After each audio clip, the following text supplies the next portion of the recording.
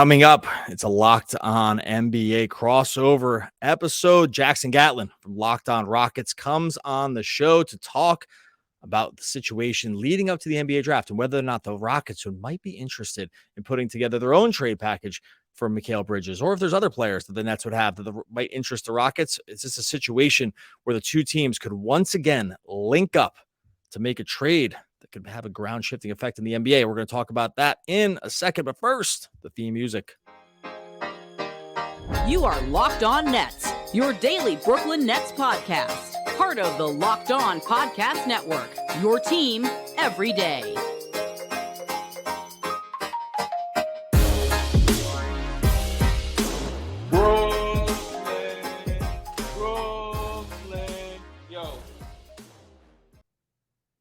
All right, welcome back to another Locked On Network crossover podcast. Doug Norrie, Locked On Nets, Jackson Gatlin, Locked On Rockets, two teams that now seem weirdly tied their fates together for the rest of eternity, because that's starting to seem how it feels between these two teams. Jackson, how's it going, brother? The rest of eternity, or the rest of maybe just the decade? It feels like, I guess, at this point, Doug. Man, it's going well, and we've got a lot to unpack today because it very much feels like you already said, right? These two teams are kind of tied at the hip, with the Rockets owning the Brooklyn Nets draft capital through the latter part of this decade, and going into this year's NBA draft and this offseason, right? Kind of a pivotal offseason for the Rockets, and maybe a pivotal offseason for the Nets, where depending on the direction the franchise wants to go, right? Maybe they want to recoup some of those assets by way of trade and kind of change the direction that things are headed right now.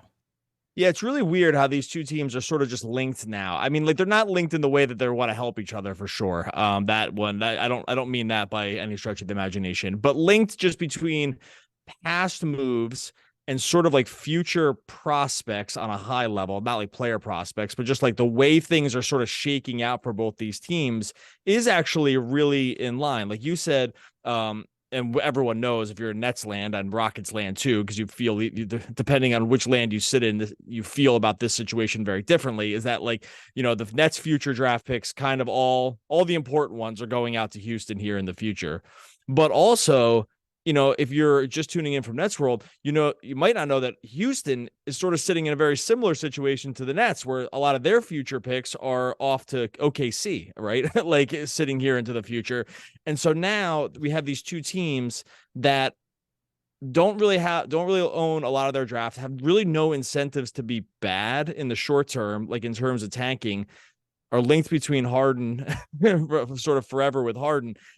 I don't know. How do you see this? And even some former coaches, right? Because now the Rockets have Ime Udoka as their head coach. They've got Royal Ivey as the first assistant coach that he hired. Both guys who were on the sidelines in Brooklyn dealing with James Harden back then, when, during the, short-lived Big Three era with Harden, KD, and Kyrie Irving. So there are a lot of, like, just miscellaneous ties between these two organizations. And I do think it's funny, Doug, right? When you're looking around the NBA landscape now, it feels like every team owns another team's draft picks at this point, because the way that these big monumental blockbuster trades have been conducted, over these last 3 or 4 years, whatever it's been, is it's just like, all right, well, star player becomes available. All right, we're going to trade our next 7 years worth of picks, 4 straight up picks, 3 swaps, and you're just going to own our draft capital for basically the next decade. And we're going to make this all in move for a guy, whether it's Rudy Gobert or Anthony Davis or Kevin Durant or James Harden, like all these names on the move. And at this point, nobody owns their own draft capital moving forward, except for like a handful of teams. It's like the OKC, the Spurs, and like the Pelicans or something like that. Like, that's it. Like that. Those are the only two teams. There's probably a few more, but like, yeah, no, we're in a really weird, just interesting situation where these two teams are sort of tied together. Okay, so let's start here. There's been rumors with almost every team now around how the draft sort of started shaking out in terms of the lottery, and whether or not teams are going to be motivated to move in and off those picks in order to maybe play for this year. Like we talked to the guys over at Locked On Blazers, Mike, and talked about this situation specifically having to do with Mikal Bridges. And then there's been, sort of like rumblings with Houston with the 4th pick about whether they're motivated to, like, draft and keep that pick, or to move off of it from like more of a win now move that might be tied to the aforementioned James Harden, if he were to come back into town and like try to win now, because they don't have a lot of incentives to lose in the short term.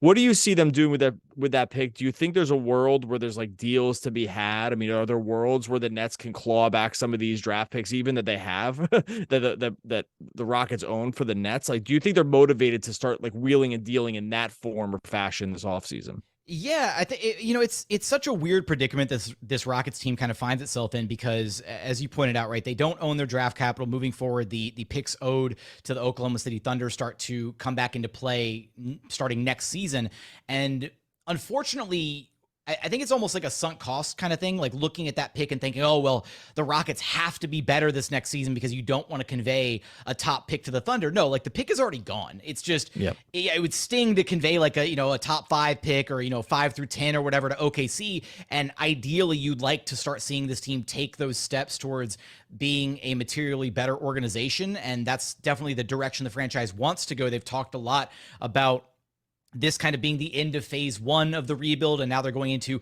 phase 2 of the rebuild. Now, whether that means they take a significant like jump in the wins loss column next season and they're, like 15 wins better, I don't think that's realistic at this point, depending on, could be what, basically what some of the moves they make this offseason are. That number 4 pick, though, that's where things get really interesting, because at this point, it really is, your guess is as good as mine as far as honestly whether or not they want to actually take that selection and be content with, say, an Amin Thompson if he's available at pick number 4, or if there's a name out there on the market that they could then, that looks attractive to them, that they could, reasonably package that 4th overall pick for and get an immediate guy, somebody who can come into the lineup, maybe a starting caliber player, and be an immediate win now kind of contributor. And I've even, I've floated the idea around, there's a couple names that I would definitely, if I was the Houston Rockets, be really interested in looking at. And that's Mikal Bridges is one of them with the Nets. And then Jaylen Brown, should he not ink that extension with the Boston Celtics, 2 guys who are immediate win now, all-star caliber type players, very good at their respective positions. And, for both those organizations, Celtics and the Nets, if you were to, deal one of those 2 calibers of player, getting back the number 4 overall pick in a really stacked top heavy draft with some really interesting kind of blue chip prospects to be able to bring home, you could maybe do a lot worse at that point than, dealing them for maybe a bunch of future firsts that are going to be like late first, late 20s, whatever, that kind of thing, depending on what the overall vibe is with the organization of where those teams are trying to go.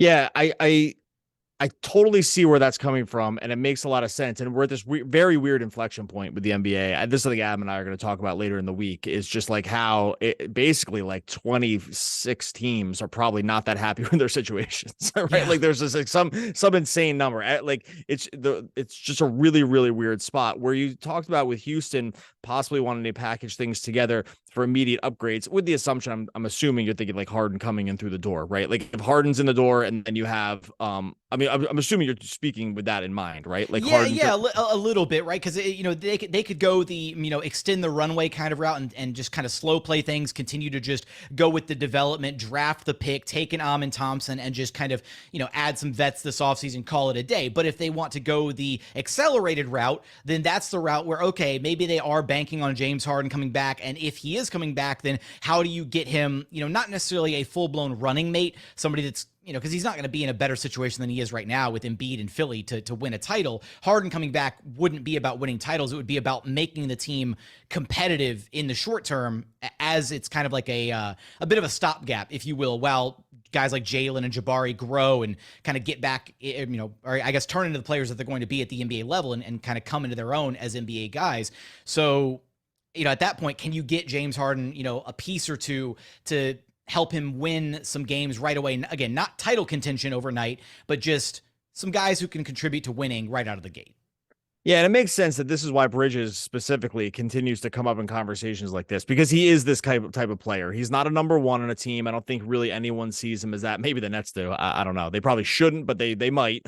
And they sure talk about him like he is. So there's a world where they kind of maybe do view it that way. But with Bridges, it's clear like he would be a really good number 2 or like 2B or something like that on a really good team. Like now, like this new iteration of him that we saw over the second half of the season, that where he, clearly took a monumental leap. So it makes a lot of sense for why a team like Houston, like we talked about with Portland, why they would want to start targeting like this guy specifically. And I think you're right on with Jaylen Brown too. They're definitely different players, but like conceptually, it kind of gets you to the same place, right? It's funny because I'm of two minds. And speaking with the Portland with Mike over in Locked On Blazers, the Nets are in a really interesting situation where I do think it actually makes sense to like really explore these types of trades like really aggressively because you don't get lots of bites at this kind of apple with just high leverage draft picks, a stacked draft class, teams that maybe right or wrong want to just go this new route and unload these picks in order to win now. You don't really get many chances to do stuff like this in terms of like organizational resets. I would be really interested in the Nets like aggressively trying or just asking for the moon for some of these things. I get worried that they wouldn't because of, and we can talk about like what package might like they say yes to, because I think there probably is something from Houston that they would say yes to. You'll probably say no, but just having the chance to just even do it, I think they should try. I'm worried that coming out of this, like this previous, frankly, this Harden move and like this Durant and Kyrie, or the regime that kind of like sort of like submarine their franchise for the short term in terms of like what their goals were or whatever. I get worried that the optics around it would be something they wouldn't want to. It's actually like not really that much of a basketball decision. It's more of like a optics decision. So that's my biggest concern with where the Nets are, is that like, hey man, I think the Houston has a package that like they could probably like everyone might win. Nets might not win now. They might look bad for the short term, but you could really start clawing a lot of this stuff back. I'm just worried that they wouldn't do it because of how it might look to the fan base or ownership or whoever else. Yeah, I mean, there's definitely, and I this is something that I want to unpack and definitely hear your thoughts on, specifically about kind of the opportunity to maybe get some of those picks back and kind of change the course, change the direction for the Nets organization, because there's a bunch of different ways where I think the Rockets could be a really interesting trade partner with Brooklyn, either by way of, again, targeting a Mikal Bridges to bring him in as a win now guy, helping facilitate a 3-team deal in this year's draft where the Rockets might be able to move up a pick or, again, facilitate somehow doing something like that, where maybe the Nets walk away with the 4th overall selection in this year's draft, as well as some of their own future draft capital, getting some of that back, or potentially even being a Ben Simmons destination. That's one that I really want to hear your thoughts on a little bit later. All right, we'll get into all of that in a second. First, if you're trying to buy tickets right now, look, buying tickets to an event, sporting event, like we're talking about here, a concert, this should not be stressful. It should be easy. You just want to go see, your favorite team. You want to go see your favorite act. You just want that to be easy. You want to know where you're going to sit. You want to know how much it's going to cost. You don't want to be stressed out. You have to use Game Time. GameTime.co is the place to go for fast and easy tickets. Make sure it's stress-free. They have flash deals on last-minute stuff. It's easy to find and buy tickets for every event in your area. You can get full images of the seat views so you know exactly where you're going to sit. They have a lowest price guarantee and event cancellation protection, all covered there under Game Time. You don't have to even worry about planning months in advance. They got tons of stuff right now in your area at Game Time ready to go. Basketball, well, actually not basketball, as we read into the playoffs, baseball, concerts, comedy, theater, and more. You're always going to get the best price, and Game Time will even credit you 110% of the difference if you find a better deal somewhere else. Download the Game Time app, create an account, use the code LOCKEDONNBA for $20 off your first purchase. Terms apply. Again, create an account and redeem the code LOCKEDONNBA for $20 off. Download Game Time today. Last minute tickets, lowest prices guaranteed. You said the two words that makes Nets fans kind of start to crawl into a ball, or lose their minds, or get totally off the reservation in terms of like thinking sanely, and that's Ben Simmons. Let's just start here, because you can't Sure. say Ben Simmons. You can't say Ben Simmons and then just like we wait 12 minutes to say it again. It's just not how Nets fans operate. What do you see as a world? Like, do you see it as a world I mean, is there any world where you think Ben Simmons gets traded? I got to start there because I've Yeah, not well, met a so here, like let's operate again. We're gonna get a little weird here on this podcast, Yeah, right? let's do it. So first off, are Nets fans like, is it like Beetlejuice or like Candyman, where if I say Ben Simmons like 3 times in a mirror, do they just like show up and they're just like, Ben Simmons? Like, no. So well, yeah, go ahead. I can give you the Ben Simmons. I can give you the Ben Simmons like cliff notes on how people feel about it. We'll save that for another. I feel like I understand some of the animosity towards Ben Simmons at this point, so it's cool. But we'll save the cliff notes for another episode. But look, if you're the Nets, you're straddled with the Ben Simmons deal, right? And it's easily the worst contract in the NBA at this point. It's an anchor that's preventing you from doing pretty much anything. So depending on where they're trying to go organizationally, right? If they want to bottom out, then that's a different discussion, right? If their goal is to get back some of their future draft capital from the Rockets and maybe institute their own version of like a very quick kind of rebuild, like a 2-3 year window of a rebuild, either by way of getting their hands on the 4th overall pick in this year's draft, and then maybe also getting back and regaining control of like next year's pick, and then maybe removing the swap right on the 2025 pick. That would allow them effectively a very brief 2-year window where you walk away with the pick from this year. Even though you didn't tank this year, you could get your hands on the 4th overall pick, and then you get control of next year's pick and 2025, right? So you're just bad for 2 years, a quick little reset, very similar to kind of what the Rockets did in the aftermath of James Harden, right? They actually didn't want to tank right out of the gate. They had like a pseudo kind of scrappy John Wall, Victor Oladipo, Christian Wood. Like they were, they won like 7 games in a row, and then Christian Wood got hurt, and it was all downhill from there.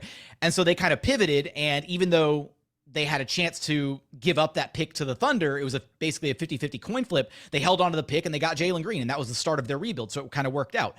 But with Ben Simmons, the angle here would be, I guess, if the Nets want to stay competitive, right? If they want to be able to get that contract off their books in some capacity, the Rockets would be a prime candidate to just flat out absorb the Ben Simmons deal. And they could do so. First off, they have a history of, I guess they're perfectly content to pay basketball players to not play basketball at this point. They did it with John Wall for a whole season. They just told him to go hang out in Miami and called it a day, paid him a max contract to do that. As far as Ben Simmons goes, right, they could, if the Rockets are of the mind that they don't necessarily have to make a bunch of win now moves this next season, if they're not, tied to the idea of bringing back James Harden, that kind of thing, they've got a little over $60 million in cap space.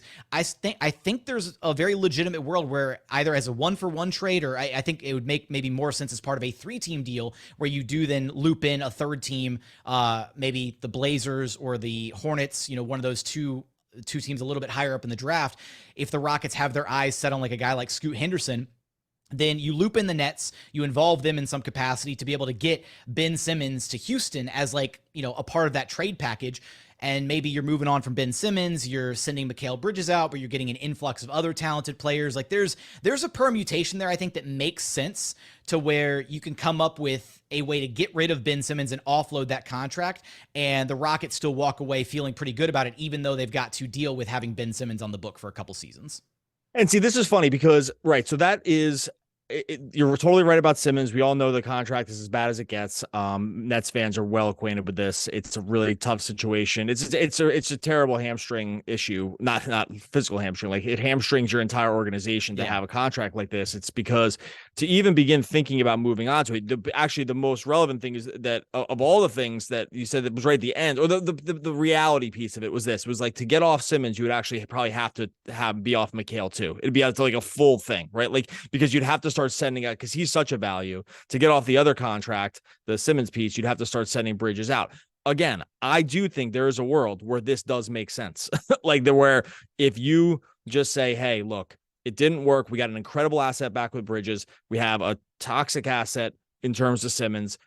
We're headed into a really weird salary cap world here coming up in the next couple of years where, having these guys gets progressively worse and worse each year that you have it. Now, maybe Simmons comes off the book soon enough probably to not totally kill you with it, but you just can't do anything else with the contract on the books anyway. So like getting off of it does try to make sense.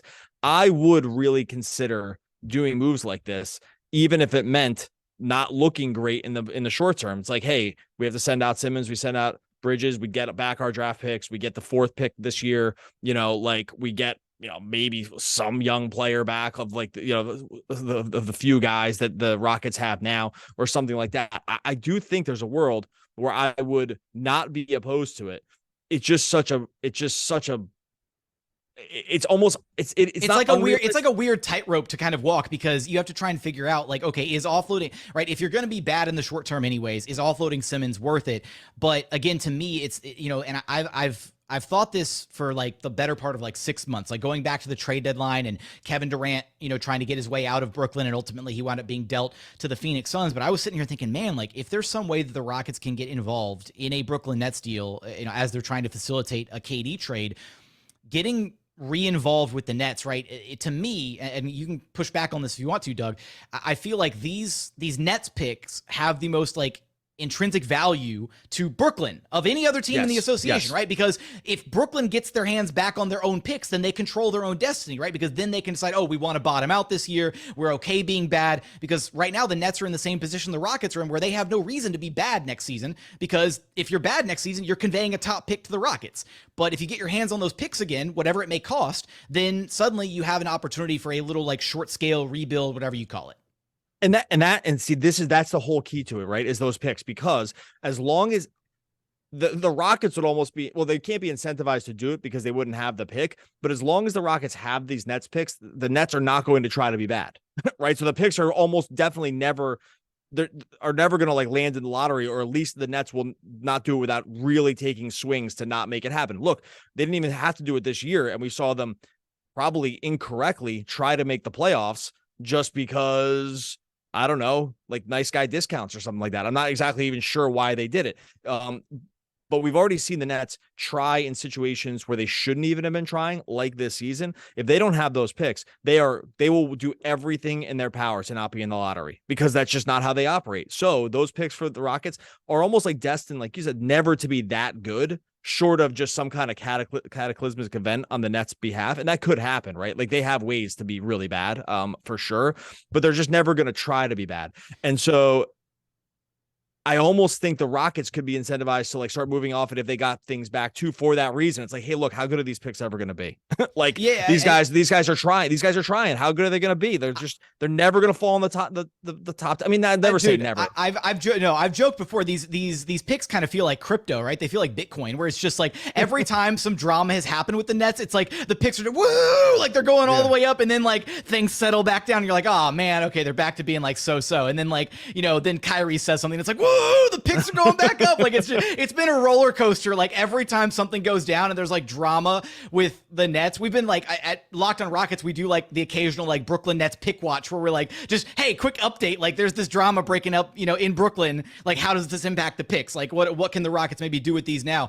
I want your thoughts though, Doug, on like, we saw some reporting, right? Mikal Bridges, the Nets, potentially wanting to get some, future draft capital back for him, potentially exploring, that kind of a deal, a framework for that kind of a deal.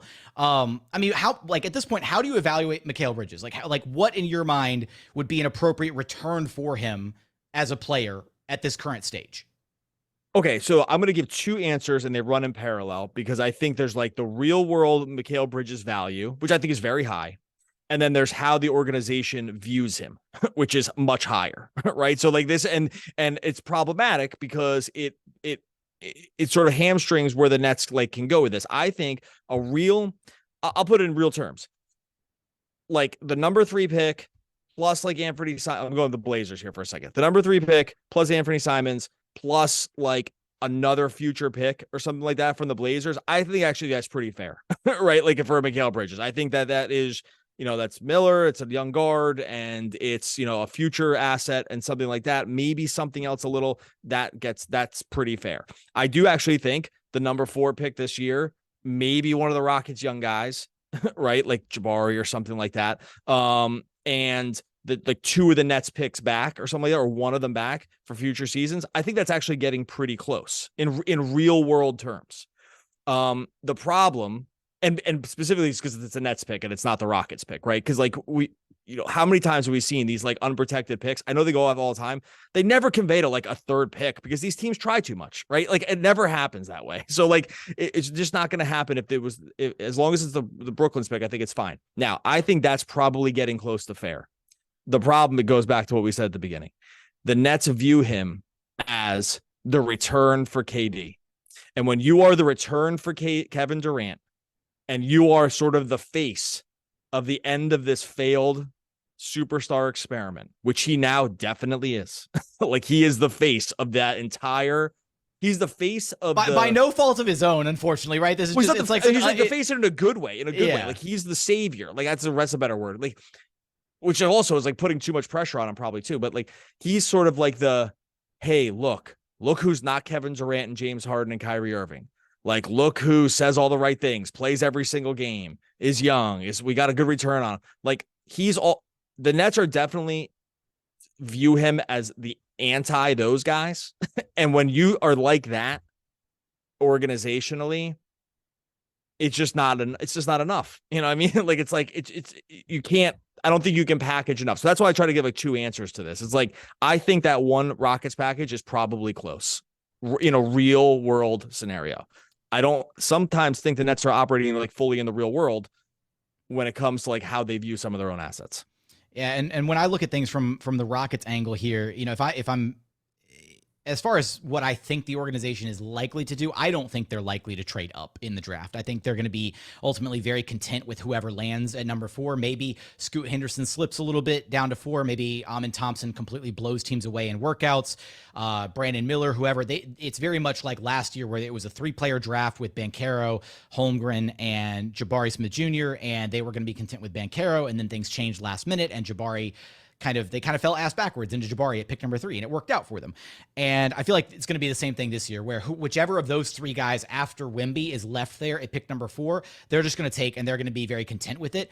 However, I view this as, you know, I basically view Scoot Henderson, you know, in his own tier as far as a prospect is concerned. And, you know, I think across the league internally, there's a lot of organizations that kind of are very high on Scoot Henderson and what he might be able to bring to the table. There's also apparently like Amin Thompson has been up on like people's boards as like high as 2 internally around the league. So I think it's kind of, you know, a bit of a toss up at this point, who goes where. And I don't think it's a given at this point that we know with absolute certainty, oh, it's going to be Scoot number 2 and Miller number 3, or Miller number 2 and Scoot number 3, or Amin. No, like, we just don't know what direction these teams are going to go. But if I was the Rockets and if I was in the driver's seat, I would be identifying Scoot Henderson as like A, the biggest position of need for this Rockets organization, and then B, what do you do to go get him, right? What are you willing to give up to not leave it to chance that he might fall to pick number 4? What would you be willing to forego? And you know, I floated on the Bird app the other day that hypothetical, that 3-way trade between the Nets, the Rockets, and the Blazers, actually, where the return that the Nets get, rather than an Anthony Simons and the number 3 pick, it was the number 4 pick and then some combination of their own future assets back. So you don't get like an immediate, you know, tangible return on Mikal Bridges if you're the Nets in that scenario, where the Rockets would walk away with the number 3 pick, Brooklyn gets the number 4 pick, and Portland walks away with Mikal Bridges.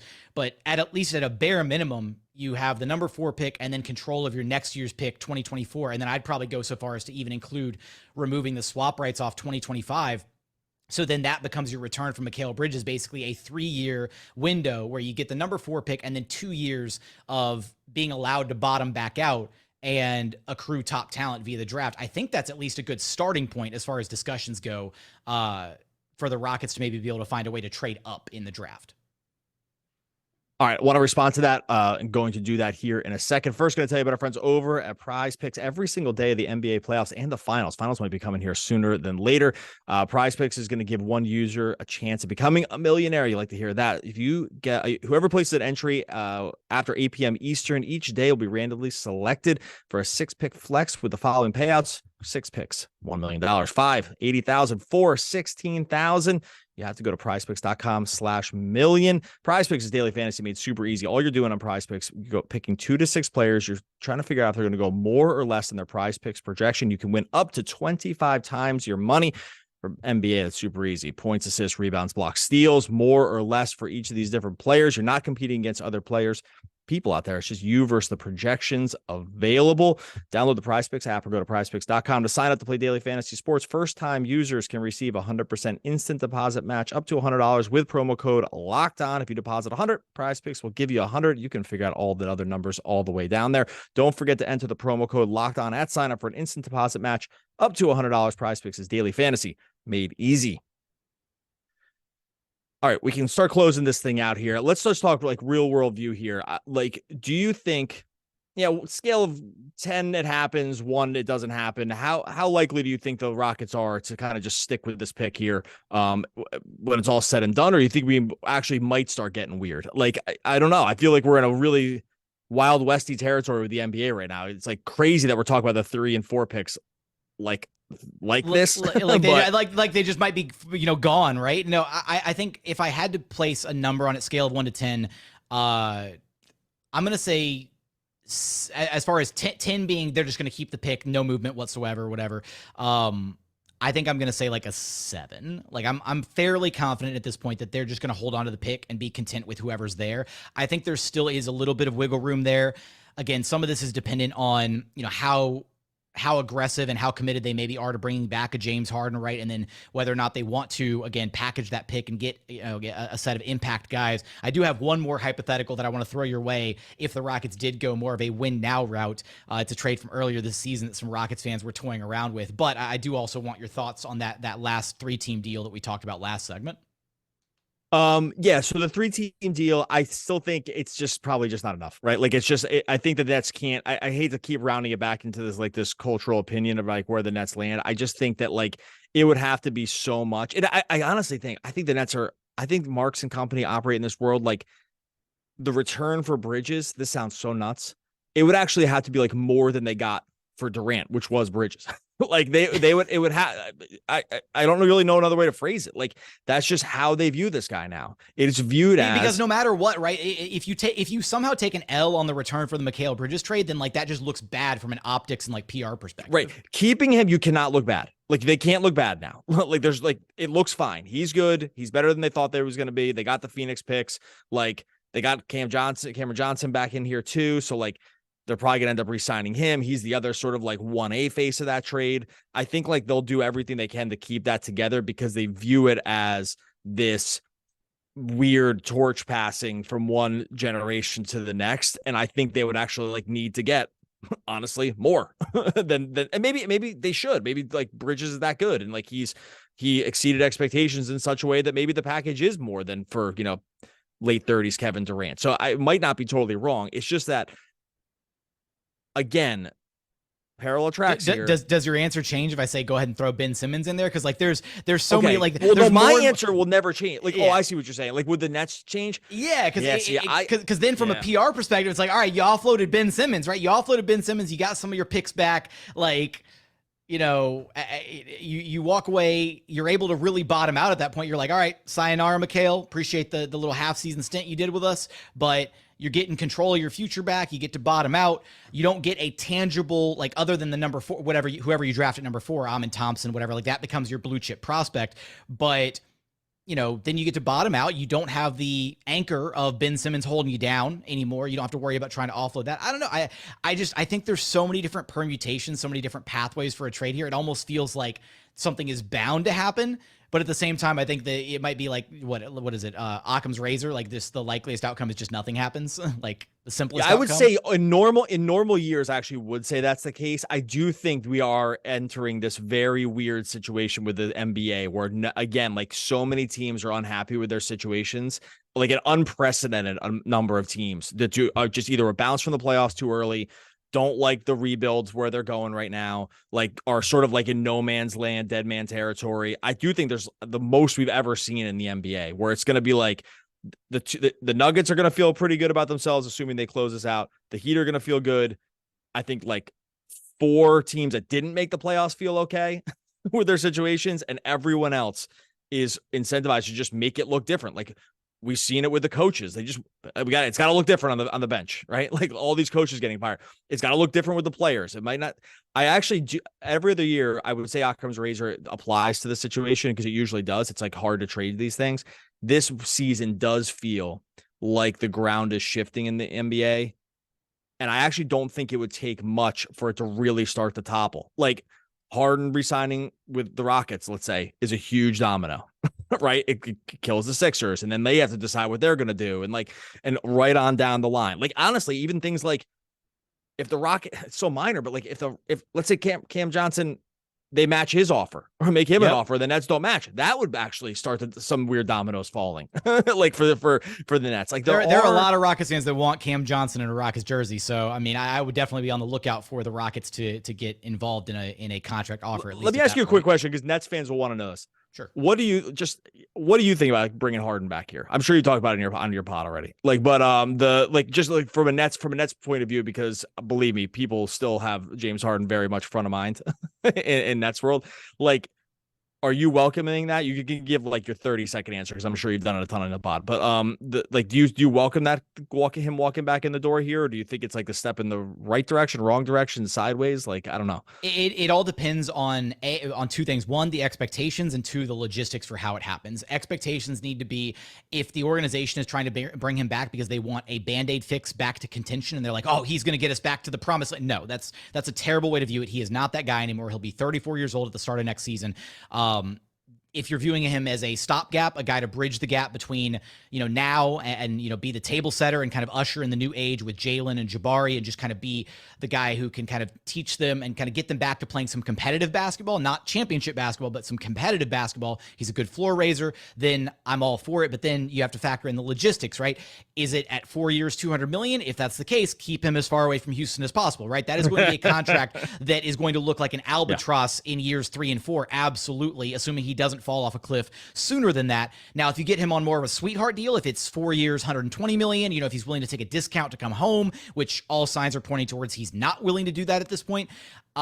Those are kind of the parameters around it, right? It's so much about the expectations surrounding him and the logistics about how you pull it off. I do think the dark horse contender for how they could maybe meet a middle ground and actually maybe help the Sixers a little bit in this is a sign and trade with James Harden, where if he signs, say, something like a 4-year, $160 million deal, so he's making 40 a year instead of like 50, or instead of all the way down at 30, so kind of a middle ground, you could maybe then trade him to Houston via sign and trade. Houston sends back some pieces, KPJ, Jayshawn Tate, just some pieces with some movable salary so that Daryl Morey can try to pull a rabbit out of his hat further down the line later this offseason.